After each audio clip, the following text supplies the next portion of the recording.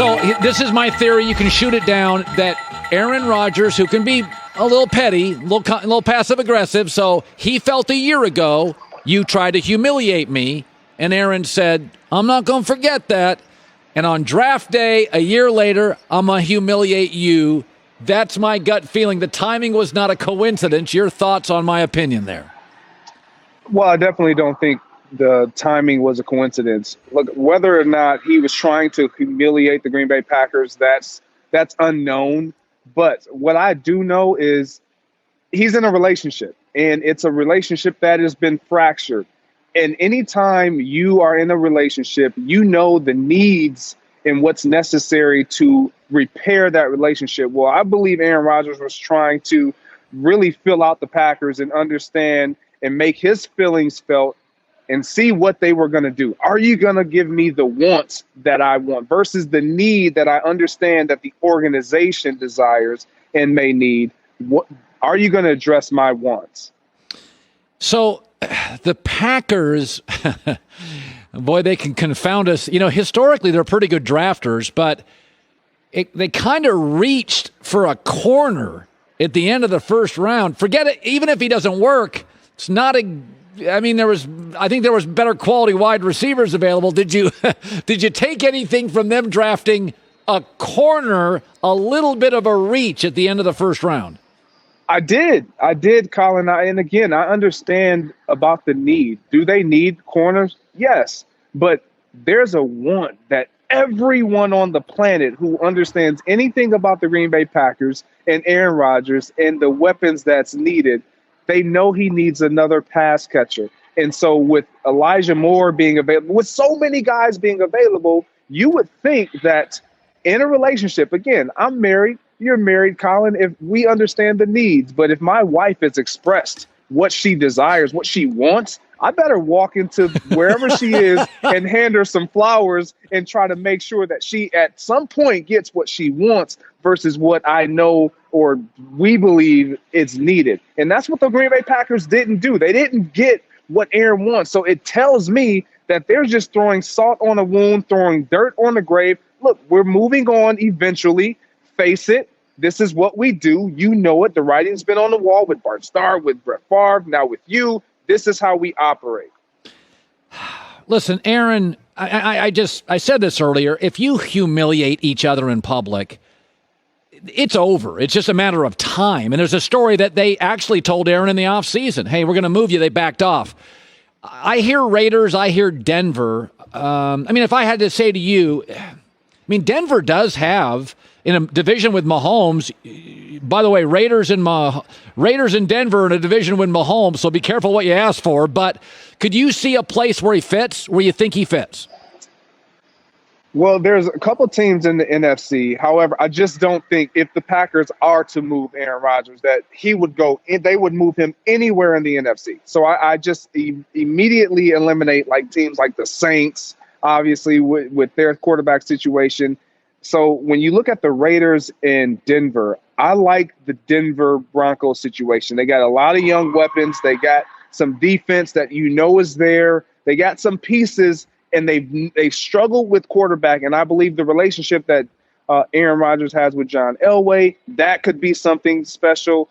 Elway, we know he's struck out unless he went out and grabbed Peyton Manning, and then that worked out. So maybe he can do it again and try to acquire a talent like Aaron Rodgers and then bring another Super Bowl to Mile High. You know, Greg, a lot of wide receivers taken. I didn't love Kadarius Toney to Giants. I thought it was a little bit of a reach. I don't think they need receivers. I actually think between Darius Slayton, Sterling Shepard, Kenny Golladay, Evan Ingram, Kyle Rudolph, Saquon Barkley, they got a bunch of pass catchers. But whatever. If you could say to all these receivers in the first round, I know you're great, but here's the one thing you're going to have to adjust to be an NFL wide receiver. What would your advice be to all these first round wide receiver talents? It would just simply be to adjust to the speed of the game. It's going to be different. The pace of the game, the safety rotations, all of those things, the disguising of defenses, it's going to be a little quicker. And the talent obviously is going to be better. but bring your A games. We all know these guys have A games. I love where some of these guys have ended up. Specifically, in my opinion, I really love where Rashad Bateman ended up. I had a chance to sit down with him. He's a really good guy who understands the game and wants to improve and has something to prove. And I think he's going to not only make Lamar Jackson better, I think Lamar Jackson's going to make him better. I like where he ended up yesterday. So, you know the Bears pretty well, okay? So you were in that division. They trade up to get Justin Fields. And listen, it's a big, loud town. It's like New York and Philadelphia. They love their sports. You've played there. You know it can be windy and cold. But Justin Fields played. He played in Ohio State. Just kind of your sense on them moving up, getting a young guy behind Andy Dalton. How'd you think the Bears did? I like what they did. They did what was necessary, not only for Ryan Pace and Matt Nagy as the heads, but for that organization, for the guys in that locker room, letting them know, look, we are going to get this right at the quarterback position. Even if we get it wrong, we're going to continue to throw logs on the fire and try to strike. And that's what they did. Justin Fields, he's comfortable in these climates. He understands the hostile rivalries like the Green Bay Packers. He was at Ohio State against the Notre Dames and the Michigans and the Michigan States and all of that. He's comfortable in these situations, and I think he'll thrive with the Chicago Bears. I love watching the draft. As a former player, it probably takes you back to draft night for you. And the whole thing. Did you notice the Packers, all the war rooms last night, all the draft rooms, everybody was high-fiving and jumping up and down and going crazy.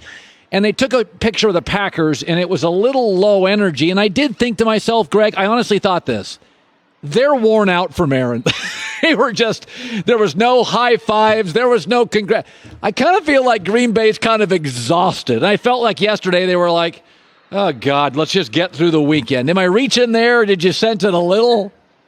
I don't know if that's the case. I think they're so intently focused on doing what they feel is best for the organization, even though you, myself, and so many other minds and talking heads believe that what is best for the organization, it is ensuring that Aaron Rodgers is happy. That ensures your opportunity to continue to get to NFC championship game after NFC championship game and have a chance to put your team in contention to win another Lombardi trophy. But hey, what do I know? I'm not a general manager. I'm not a head coach. I'm just a player who played with the guy that they need to make happy. Greg Jennings, Fox Sports NFL analyst. Have a great weekend, buddy. Appreciate you stopping by. Hi, everybody. Thanks for watching. Subscribe here to get the latest from the show. Also, be sure to check out more of the best clips from The Herd or go watch a few segments from other shows on FS1.